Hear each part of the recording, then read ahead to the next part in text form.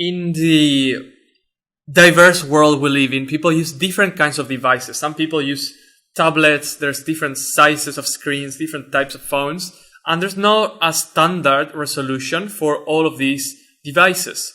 So how does Phaser cope with this reality?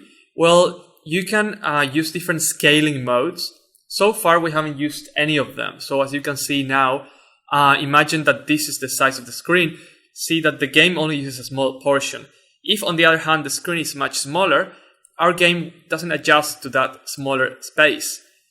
So what we are going to do in this lesson is basically add a scaling option so that the game will try to use as much space as it can, maintaining the same aspect ratio. Also, the game will be centered both horizontally and vertically. So what we are going to add first is define the scale mode. If you do this.scale in your state, that refers to the scale manager, which is an object that takes care of all of these things in Phaser.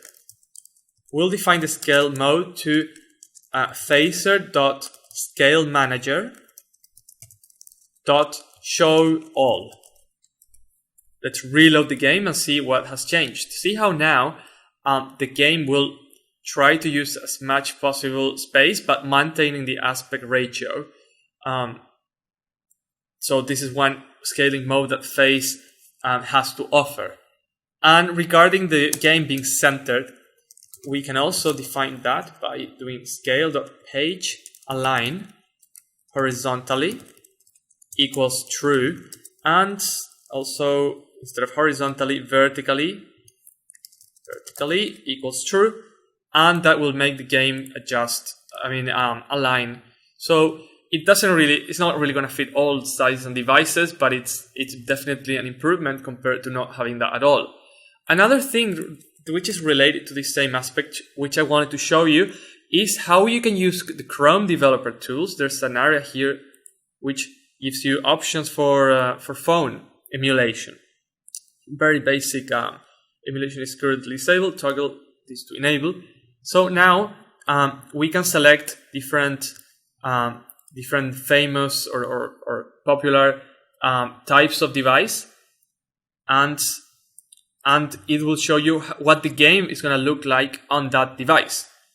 So, for example, on an iPhone 5, this game fits perfectly. You can simulate here things such as touch. So you see that circle in the screen. I'm basically emulating touch. So you can emulate a certain screen resolution. You could do some other things like emulating if there's network connection, or if there's no connection, or if you're on Wi-Fi. And there's also some other sensors for accelerometer and geolocation, but we're not using any of that here. But this is a quick way of seeing what the game would look like in one particular device.